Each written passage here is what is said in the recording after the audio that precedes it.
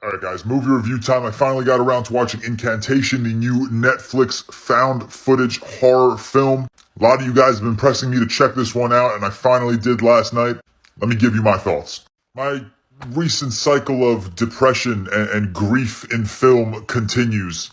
This movie is dreadful. It's dreadful and it's traumatizing, and I don't mean dreadful in the sense that this movie was bad. The dreadful nature of this film is geared towards its haunting imagery and its absolutely disturbing supernatural horror. This movie is chaotic and you're just propelled into this claustrophobic and unsettling environment. The found footage nature of this film just makes this viewing experience as uneasy as they come. We are violently thrown into this unnatural environment, and I respect the shit out of this movie for not trying to scare me with cheap jump scares.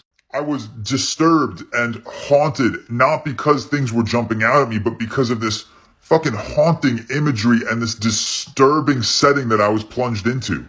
There's always a lot of hesitancy going into a found footage film. It is an otherwise dying subgenre of horror. And I think Incantation does a really good job at breathing new life here. It is absolutely not without its flaws, but this is a creative and unique take on this found footage subgenre of horror. And the experience of this movie was elevated by incredibly convincing performances that are just going to send fucking chills down your spine. I wanted to curl up in a ball in my bed and never leave the comfort of my home after watching this movie. And I respect the absolute shit out of any horror movie that can genuinely make me feel possessed, genuinely make me feel disturbed and unsettled.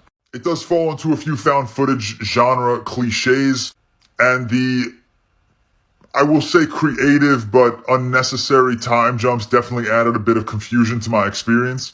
But overall, I think Incantation is a really solid attempt at revitalizing an otherwise dying subgenre of horror in found footage. And if you're into horror as much as I am, this is definitely worth a watch.